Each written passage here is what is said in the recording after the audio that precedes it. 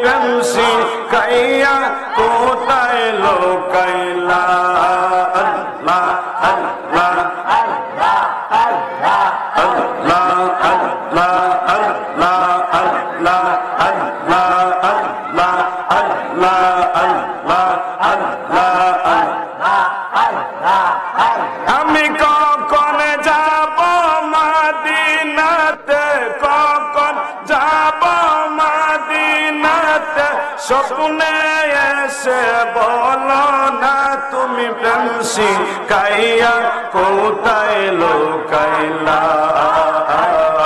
ও মায়ার নবী গো তুমি প্রেম শিখাইয়া কোথায় লোকাইলা আল্লাহ আল্লাহ আল্লাহ আল্লাহ আল্লাহ আল্লাহ আল্লাহ আল্লাহ আল্লাহ আল্লাহ আল্লাহ আল্লাহ আল্লাহ আল্লাহ আল্লাহ আল্লাহ আল্লাহ আল্লাহ আল্লাহ এহ আমার বাংলাদেশে তানজে মাদিনায় সকল কিছু বলতে পারি তোমায় বলবো না আল্লাহ আল্লাহ আল্লাহ আল্লাহ আল্লাহ আল্লাহ আল্লাহ আল্লাহ আল্লাহ আল্লাহ আল্লাহ আল্লাহ ও মায়ার নবী গো তুমি প্রেম শিখাইয়া কোথায় লোকাইলা আল্লাহ আল্লাহ আল্লাহ কখন যাব মদিনাতে মদিনাতে স্বপ্নে এসে বলো না তুমি প্রেম শিখাইয়া কোথায় লোকাইলা আল্লাহ আল্লাহ আল্লাহ ও মায়ার নবী গো তুমি প্রেম শিখাইয়া কোথায় লোকাইলা আল্লাহ আল্লাহ আল্লাহ আল্লাহ আল্লাহ দেহ আমার বাংলাদেশ নবী দেহ আমার দেশে পাঞ্জে সোনার মদিনা তুমি প্রেম শিখাইয়া কোথায় লোকাইলা ও মায়ার নবী গো তুমি প্রেম শিখাইয়া কোথায় লোকাইলা আল্লাহ আল্লাহ আল্লাহ আল্লাহ আল্লাহ আল্লাহ আল্লাহ আল্লাহ দুই কদমে চুমুকাবো দুই চরণ দুলি মাখবো গায় আমি চরণ দুলি মাখবো গায় পাইলে নিরা পাইলে নিরা লাই আল্লাহ আল্লাহ আল্লাহ আল্লাহ আল্লাহ আল্লাহ দুই কদমে চুমুকাবো দুই কদমে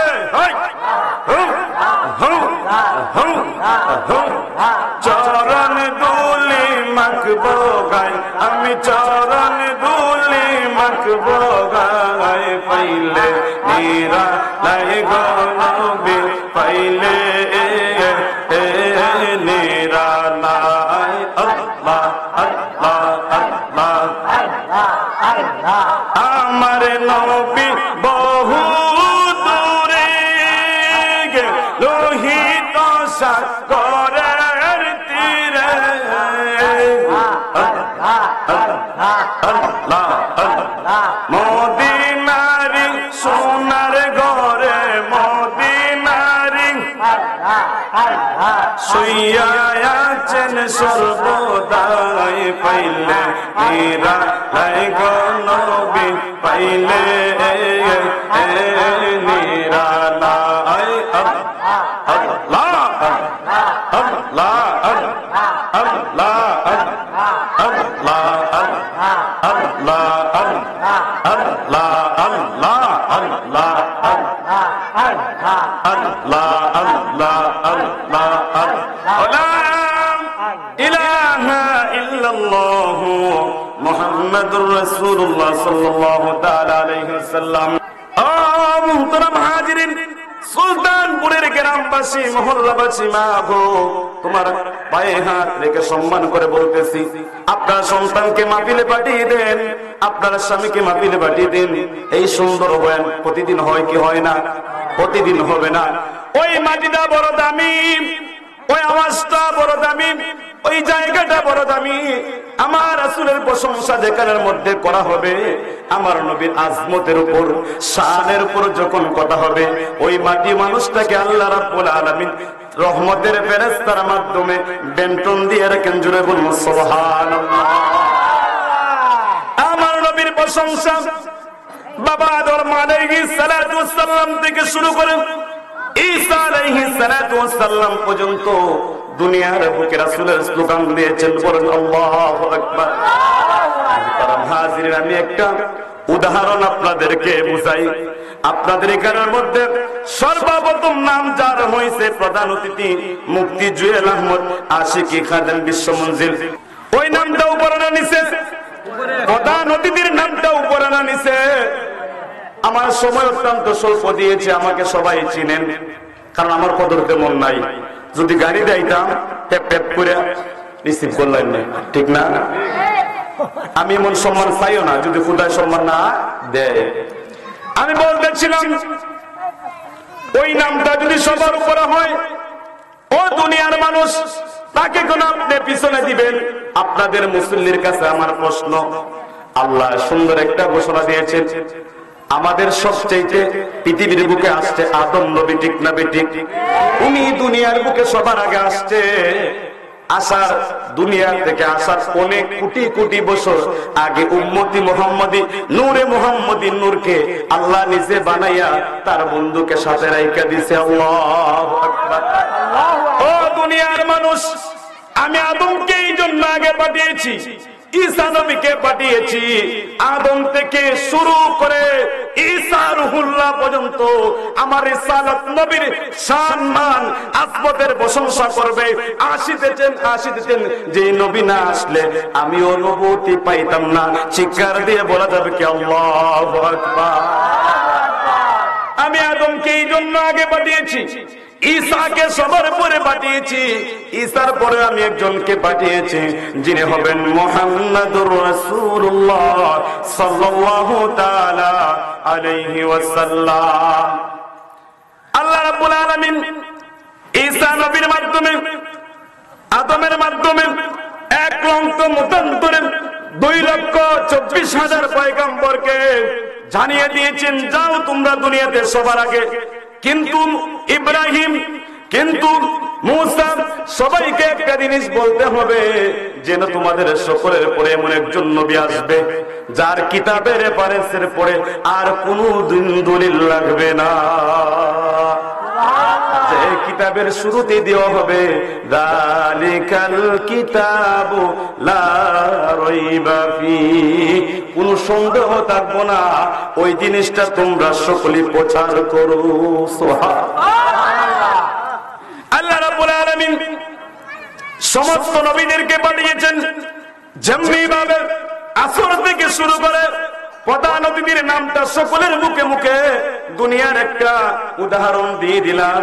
উনি কিন্তু সবার আগে নাম, কিন্তু সবার পরে ওটার উদ্দেশ্য হয়েছে নিজ থেকে যেন সবাই ওনার নামটাকে প্রকাশ করে। সুবহানাল্লাহ। এই জন্য আমি সমস্ত পারতাম, যদি আমার বন্ধুকে সবার আগে আমি সৃষ্টি করতে পারতাম, সৃষ্টি করেছি দুনিয়াতে পাঠাইতে পারতাম, কিন্তু পাঠাই নাই। যদি পাঠিয়ে দিতাম তাহলে কোন মানুষ, কোন নবী আমার নবীর স্লোগান দিত না। আল্লাহু আকবার। আল্লাহুম্মা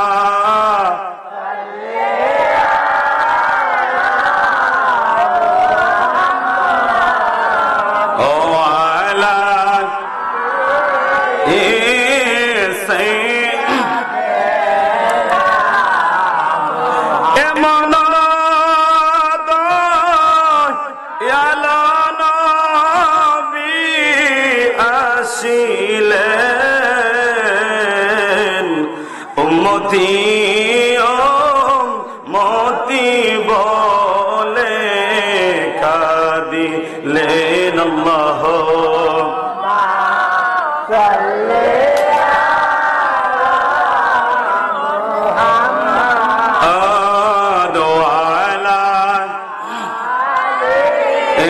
सैयद बाबा আমার বন্ধুরা আমার গভীর মনোযোগ হযরত আদম আলাইহিস সালাতু ওয়াস সালাম ওয়াজ করেন তার সন্তান শীস আলাইহিস সালাতু ওয়াস সালামের কাছে ওই সময় দুনিয়ার কোনো মানুষ নাই নবীর ছেলে নবী শীস আলাইহিস সালাতু ওয়াস সালাম ছিলেন একজন পয়গম্বর আল্লাহর নবী হযরত আদম আলাইহিস সালাতু ওয়াস সালাম তার সন্তানকে বসাইয়া নসিহত করতেছে ওয়াজ করতেছে বলে বাবা রে আমার পরে সকলের পরে এমন একজন নবী আসবে যার নাম জমিনে বলা হবে মুহাম্মদ আসমানে বলা হবে আহমদ জুড়ে বলুন সুবহানাল্লাহ শীস আলাইহিস সালাম প্রশ্ন করলেন ওগো বাবা জান উনি কেমন নবী যার প্রশংসা এখনই আপনি করতেছেন একটু কথা কি ওনারা শুনতে পারি বাবা ওয়াজ করে সন্তানে শুনে বলে শুনবা ও শুনমো ওরে এমন একজন নবী যার উম্মতরা দুনিয়াতে প্রকাশ্যে গুনাহ করবে আল্লাহ রাব্বুল আলামিন গোপনে তাদেরকে maaf করে দিবে আল্লাহু আকবার কি তা আমরা প্রকাশ্যে গুনাহ করিনি সুদ কি দা লোহাই নেই না গোপনে প্রকাশ্যে নেই ঘুষ এই দুনিয়ার মানুষ ঘুষ সুদ কি আমরা প্রকাশ্যে নেই নাকি গোপনে নেই প্রকাশ্যে নেই এইভাবে যখন ওয়াজ করতেছেন ওই শুনো শুনো তোমাকে মজার একটা কাহিনী বলে বিশাল বড় কাহিনী অনেক সুন্দর আলোচনা আমি দিকে যাব না গাউসে পাকের জীবনে যাব বাবার আমার বন্ধুরা আমার আল্লাহর পয়গম্বর আদম আলাইহিস সালাতু ওয়াস সালাম বলতেছেন উনার উম্মতেরা দুনিয়াতে আসবে প্রকাশ্যে গুনাহ করবে কিন্তু আল্লাহ রাব্বুল আলামিন সেই নবীর কারণে গোপনে যখন আল্লাহর দরবারে তওবা করবে নামাজে যখন বলবে আল্লাহুম্মা ইন্নী যালামতু নাফসি পড়েন কি পড়েন না ঘুমাই গেছেন কেন কিটা আল্লাহুম্মা ইন্নী যালামতু নাফসি হে আল্লাহ আমি জুলুম করেছি আমার নফসের উপর ব্যভিচার করেছি আমার জীবনটাকে বরবাদ করে দিয়েছি আল্লাহ তুমি রহমান তুমি রহিম তুমি আমাকে maaf করে দাও এই নামাজের শেষ বই করে যখন দোয়া মাসুরা পড়া হয় আল্লাহ ফেরেশতাদেরকে সাক্ষী রাখে আল্লাহ গোপনে গোপনে তার উম্মতদেরকে ক্ষমা করে দিবে আল্লাহ এইভাবে যখন ওয়াজ করলেন লাস্টে বলতেছেন বাবারে হুঁশিয়ার সাবধান কোনদিন ওই নবীর সাথে বিয়াদবি করবে না ধ্বংস হয়ে যাবে বাবা সন্তানকে ওয়াজ করতেছেন শীস আলাইহিস সালাতু ওয়াস সালাম বলেন বাবার একটু শোনাও বড় মজা লাগতেছে আল্লাহু আকবার বাবার একটু শোনাও ও শুনো শুনো আমি যখন শয়তানের ওয়াসওয়াসায় পড়ে একটা ভুল করেছিলাম আমরা সকলে জানি রব্বানা যালামনা আনফুসানা ওয়া ইল্লাম তাগফির লানা আমি যখন একটা গন্ধম খাওয়ার পরে আমাকে জান্নাত থেকে যখন দুনিয়া থেকে জাহান্নামে দুনিয়াতে পাঠিয়ে দিবে আমি কাঁদছিলাম দুইবার এক মতান্তরে 350 বছর আরেক মতান্তরে 300 বছর কান্দার পরে আমি যখন শেষদার অবস্থায় ছিলাম রে আমি যখন আরশের দিকে একবার তাকাইলাম তাকায়ে দেখতেছি লা ইলাহা ইল্লাল্লাহু মুহাম্মাদুর রাসূলুল্লাহ ও বাবা শিরিষ আমি মনে মনে প্রশ্ন করলাম দুনিয়াতে আমি আদম ছাড়া কোনো মানুষ নাই হাওয়া ছাড়া দুনিয়াতে কোনো মানুষ নাই আমার বিবেকের মধ্যে একটা প্রশ্ন লাগলো যে মানুষ যাকে ভালোবাসে তার নামটা যোগ করে ঠিক না বেঠিক যে মানুষ যাকে ভালোবাসে তাকে দাওয়াত দেয় আপনারা ভালোবাসেন দিকে তো দাওয়াত দিচ্ছেন ঠিক না বেঠিক আমি যখন ভুল করেছি কাঁদতে কাঁদতে 350 বছর যখন আল্লাহর দরবারে কাঁদছি কান্দার পরে যখন ওই নামটা নিয়ে দোহাই নিলাম সঙ্গে সঙ্গে আল্লাহ রাব্বুল আলামিন আমাকে ক্ষমা করে দিয়েছে ওই ওয়াজটা কে করতেছে আদম নবী করতেছে আমি এই জন্য একটু টাচ দিলাম আদম থেকে ঈসা আলাইহিস সালাতু ওয়াস সালাম পর্যন্ত সমস্ত নবীরা ওই নবীর সম্মান গে তার উম্মতদেরকে শোনাইছে যেমনি ভাবে আল্লাহর নবী হুজুর পাক সাল্লাল্লাহু তাআলা আলাইহি সাল্লাতু ওয়াস সালাম সাহাবীদেরকে নিয়ে বৈঠক করতেছেন হঠাৎ করে অন্যান্য নবীদের পয়গম্বর হায়াতের কথা বলতেছেন, তাদের আমলের কথা বলতেছেন। সাহাবীরা কান্না শুরু করে দিল, ইয়া রাসূলুল্লাহ, ইয়া হাবিবাল্লাহ, নবী গো, কিয়ামতের ময়দানে আমরার বয়স অত্যন্ত কম হবে, আমরার নেক আমলগুলো কম হবে। ইয়া রাসূলুল্লাহ, ইয়া হাবিবাল্লাহ, তখন আমরা আল্লাহর দরবারে কি হাজিরা দিব? তারা তো অনেক নেককার হয়ে যাবে, তাদের উম্মত তো অনেক পরহেজগারি হয়ে যাবে। আল্লাহর নবী যখন ওই কথাটা বলার সঙ্গে সঙ্গে মনটাকে খারাপ করে দিয়েছেন। সঙ্গে সঙ্গে হযরত জিবরাইল আলাইহিস সালাতু ওয়াস সালাম আমার মাওলা কারীম বলতেছেন, আমার বন্ধুর মন বেজার থাকবে, আমার সহ্য হয় না।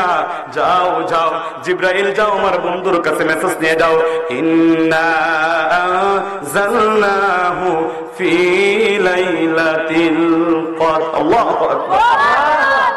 খারাপ লাগতেছে মানুষ দিয়ে খালি উঠে আর বয় কিতা। বাবার আমার বন্ধুরা আমার গভীর মনোযোগ, আল্লাহর নবী হুজুর পাক সাল্লাল্লাহু তাআলা আলাইহিস সালাতু ওয়াস সালাম যখন বসে বসে ওই আয়াত কান পাইলেন, হঠাৎ করে মনটা ছিল বেজার, হঠাৎ তাৎক্ষণিক ভাবে খুশিতে আত্মহারা হয়ে গেলেন, মুস্কি মুস্কি হাসি শুরু করে দিলেন। সাহাবায়ে কেরাম আরজ করলেন, ইয়া রাসূলুল্লাহ, ইয়া হাবিবাল্লাহ, এই মুহূর্তে দেখেছি আপনার মনটা একটু মলিন, আবার দেখাতে সুন্দর আনন্দ। ইয়া রাসূলুল্লাহ, আমরা কি একটু বুঝতে পারি কিসের কারণ? বলতেছেন সাহাবীরা, রে তোমরা যখন মন খারাপ করেছো আমার আল্লাহ সহ্য করতে পারে নাই, তোমাদের আমল হয়ে যাবে বাড়ি, তোমাদের আমল বেশি হবে না। সঙ্গে সঙ্গে আল্লাহ কোরআনের আয়াত নাযিল করেছেন, তোমাদের মধ্যে কিছু কিছু রাত, কিছু বিশেষ বিশেষ রাত আছে, শবে কদর, শবে মেরাজ, লাইলাতুল কদর, ঈদের দুইটা রাত আছে। ওই রাতে যদি তোমরা ইবাদত বন্দেগী করো, আমার আল্লাহ ঘোষণা দিয়েছেন অন্যান্য নবীদের উম্মতের চাইতে হাজার হাজার গুণ বেশি হবে। আল্লাহু আকবার। ইয়া রাসূলুল্লাহ, ওই আয়াত যখন নাজিল হলো সাহাবীরা খুশি হলেন, আমরা খুশি না বেজার? আমরা যদি খুশি হই তাহলে শবে মেরাজ যখন আসে তাহলে আমাদের কিছু কিছু আলেম ভাইদের চুলকানি শুরু হয়, ঠিক না বেঠিক? কেন চুলকাবেন?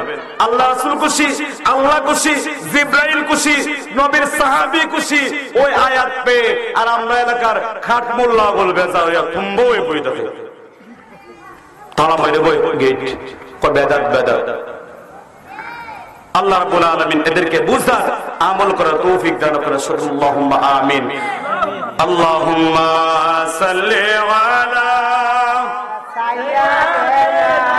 মাওলানা মুহাম্মদ ওয়া আলা আলি সাইয়্যিদিনা মাওলানা মুহাম্মদ। ওলি দি ঘর রাজা মহারাজ লো মুদের সালাম কানি, আব্দুল কাদের জিলানী, আব্দুল কাদের জিলানী।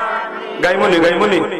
ওলি দিগর রাজা মহারাজ লো মুদের সালাম কানি, আব্দুল কাদের জিলানী। কৃপা করে রাখো মোদের লাজ, অগ কুতুবে রাব্বানী, আব্দুল মাশাআল্লাহ জোরে জোরে লানি, আব্দুল কাদের জিলানী। মা ফাতেমার নয়ন মনি, হাসাইন হুসাইনের জিগর পারা, ওলি কুলের সম্রাট তুমি, আব্দুল কাদের জিলানী। সুনা জরেন একবার চেয়ে দন্য কর মোর জীবন কানি, দন্য কর ওলি কুলের সম্রাট তুমি, আব্দুল কাদের জিলানী। সুনা জরে একবার চেয়ে দন্য কর মোর জীবন কানি। বাবার আমার বন্ধুর আমার গভীর মনোযোগ, গাউসে পাক যখন ছোট ছিলেন 6 বছর মতান্তরে 4 বছর বয়স ওনার বাবা দুনিয়ার থেকে বিদায় নিয়েছিলেন। ওনার বাবা দুনিয়া থেকে বিদায় নেওয়ার পরে মা জননী কোরআন পড়বেন, কোরআন শিক্ষা দিবেন। কেমন মা ছিলেন? যিনি 18 পারা কোরআনের হাফেজ ছিলেন। আল্লাহু আকবার। মা বোনেরা লক্ষ্য করেন গো, তুমিও তো মা ছিল, উনিও তো মা ছিল। যার দোকানের সার্ভিস ভালো, যার দোকানের মান ভালো, তার প্রোডাকশনও বেশি হয়, ভালো হয়, ঠিক না বেঠিক? যে কোম্পানির মাল গ্যারান্টি আছে, ওই কোম্পানির মাল বিক্রিও বেশি হয়। তুমি তো একটা কোম্পানি, তুমি তো একটা ফ্যাক্টরি, তোমার ঘরে তো সন্তান আসছে, গাউসে পাক তো দুনিয়াতে আসছে। তুমি তোমার সন্তান যখন হয়েছে তুমি কি করেছো? আর গাউসে পাক কি করেছে? আমার গাউসে ফেরমান গাউসে পাক যখন দুনিয়াতে আসার পর পূর্ব থেকে উনি প্রতিদিন কোরআন তেলাওয়াত করতেন। 1 নয় 2 নয় 18 পারা কোরআন প্রতিদিন তেলাওয়াত করতেন। জোরে বলুন সুবহানাল্লাহ। আপনি আমি দুনিয়াতে থাকার পরে আপনি আমি সময় পাই না 1 পারা কোরআন পড়তে। এমন ভাবে আমরা এই কোরআনকে প্যাকেট করে তুই রমজান মাস যখন আসে আমরা ওই কোরআন শরীফ খুলি, ঠিক না বেঠিক? 11 মাসের ভিতরে আমরা কোনদিন এটাকে স্পষ্ট করি নাই। বাবার, আমার বন্ধুরা, আমার গাউসে পাক রহমাতুল্লাহি আলাইহি যখন দুনিয়াতে আসলেন, আসার পরে যখন মসজিদে যাবেন, আমরা এই আলোচনাগুলো জানি। তারপরে যেহেতু গাউসে পাকের পুরুষ মোবারক উপলক্ষে উনারা স্মরণে 2-4টা কথা বলতে হয়, ঠিক না বেঠিক? গাউসে পাক যখন গেলেন, মক্তবে যখন গেলেন, যাওয়ার পরে উনার মা কি করেছেন? কিছু স্বর্ণ মুদ্রা উনার পকেটের মধ্যে দিলেন। জোরে বলুন সুবহানাল্লাহ। গাউসে পাকের মা বলতেছেন, বাবা রে, দুনিয়ার সবচেয়ে বড় শিক্ষক উনি। তোমাদেরকে যখন সবক দিবে, সবক দেওয়ার পূর্বে আমি তোমাকে কিছুটা স্বর্ণ মুদ্রা দিলাম, তোমার উস্তাদকে দিয়ে দিবা, নয়তো উস্তাদের দাবি কোনদিন শেষ হবে না। সুবহানাল্লাহ। আমরা যে মসজিদে কায়দা কোরআন শরীফ না জানা সবকিছু পড়ার পরে দেখা যায় কষ্ট। হুজুরে যদি 100 টাকা দিলায় সম্পদ মনে হয় জায়গা। শিক্ষা গ্রহণ করেন।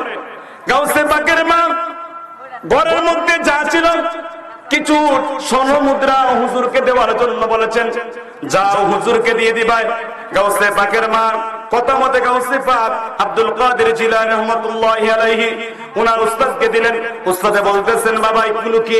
বলেন, উস্তাদ আপনি যখন আমাকে শিক্ষা দিবেন তখন এগুলো আমার মা দিয়েছে, এগুলো আমার মা দিয়েছে, আপনি আগে গ্রহণ করেন। আল্লাহু আকবার। গাউসে পাকের উস্তাদ যখন সুন্দর করে কোরআন তেলাওয়াত শুরু করে দিয়েছে, গাউসে পাকের উস্তাদ আউযু বিল্লাহ বিসমিল্লাহ যখন পড়া শুরু করে দিলেন, উনিও শুরু করলেন।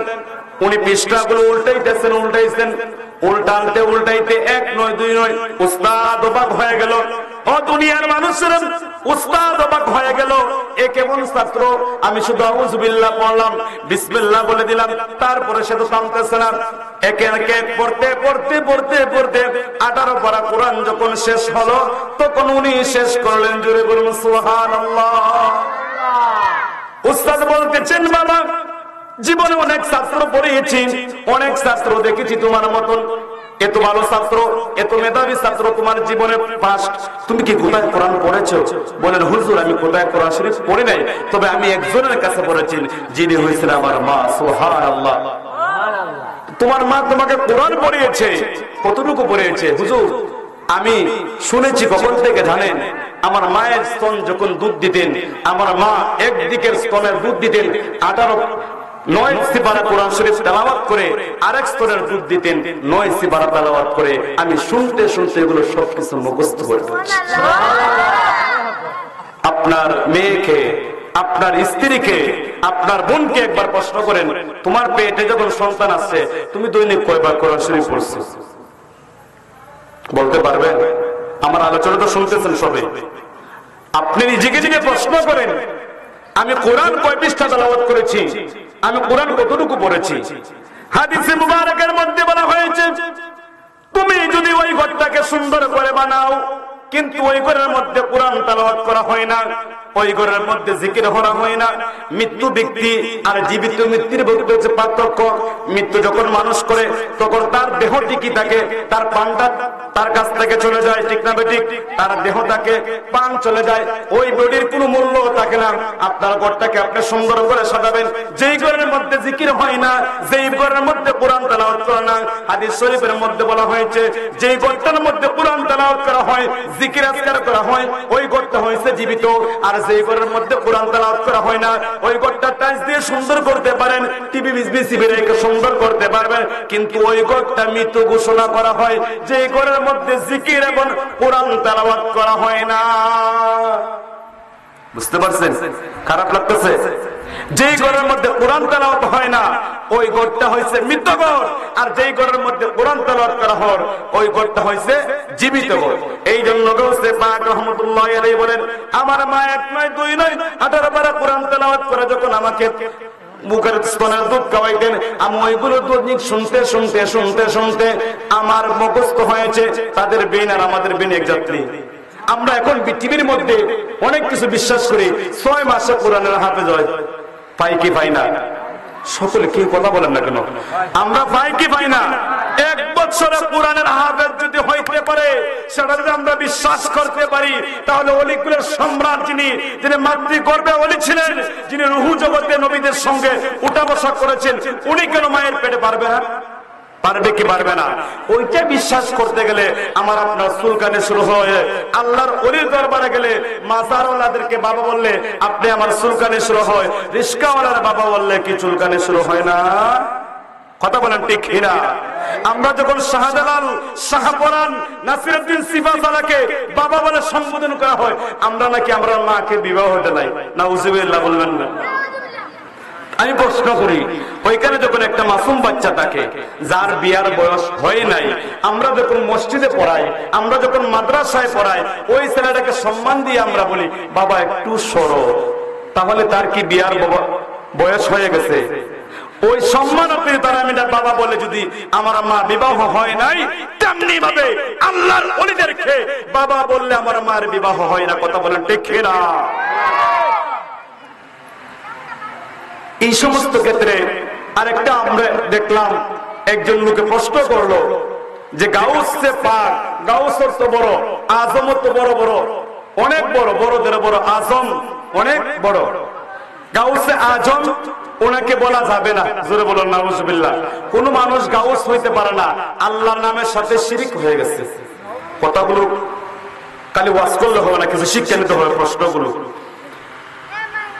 আমরা বলি গাউসে পাক, গাউসুল আজম, 11টা নাম উনার আছে, উনি দেয় নাই, উনার উস্তাদরা উনাকে দিয়েছে।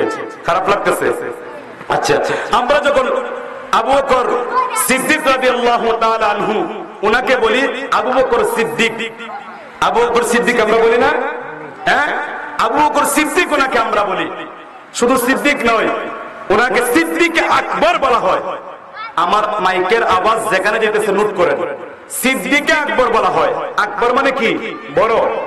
আকবর মানে কি? বড়। গাউসে পাককে যদি আজম বলা যায়, শিরিক হয়ে যায় না?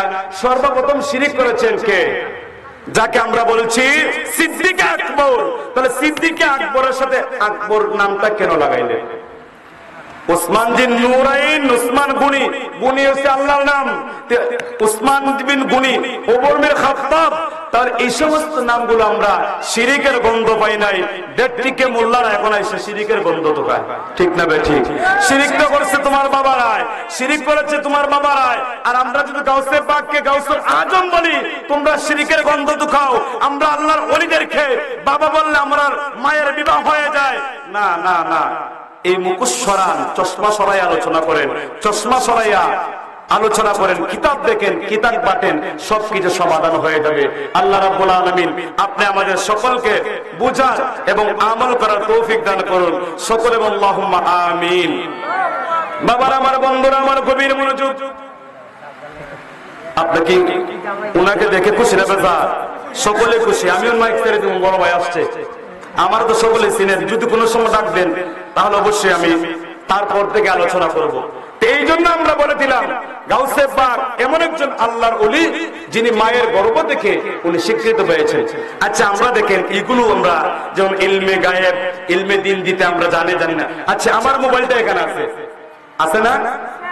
তরিকতের ফ্যাক্টরি যারা, তাসাউফের ফ্যাক্টরি যারা, ইলমে তরিকত মারিফত যাদের অন্তর আছে তাদের কলবের মধ্যে একটা মেমোরি আছে। সুবহানাল্লাহ বলে আসেনি? আপনার সন্তানে যখন একটা গান ডাউনলোড করে, গজল ডাউনলোড করে আমার মোবাইল থেকে নিলে আমার মোবাইলেরটা তাকে না চলে যায়, ঘুমা ধরে লিখছে। আমি যদি একটা গজল আমার মোবাইল থেকে শেয়ার দিয়ে দেই, ওই গজল থেকে আমার কাছ থেকে একবারে চলে যায় নাকি আমার কাছে থাকে? হুজুর আপনি তো একদিনও দলিল দিলেন নাই মেমোরির মাধ্যমে আরেকটা মেমোরির মধ্যে দেওয়া যায়। যেমনি ভাবে তাকে আল্লাহর ওলিরও একজন আল্লাহর ওলি হয়ে জায়গা মতান্তরে প্রত্যেকটা জায়গার মধ্যে আল্লাহর ওলি বানায়। জুড়ে বলুন আল্লাহু আকবার, নারায়ে তাকবীর, নারায়ে রিসালাত, আহলে সুন্নাত ওয়াল জামাত। ওলি আল্লাহ যেখানে, বুঝাইতে পারছি? অনেক কথা জমা ছিল কিন্তু বলার টাইম নাই। ওয়া আখিরু দাওয়ানা আনিল হামদুলিল্লাহি রাব্বিল আলামিন।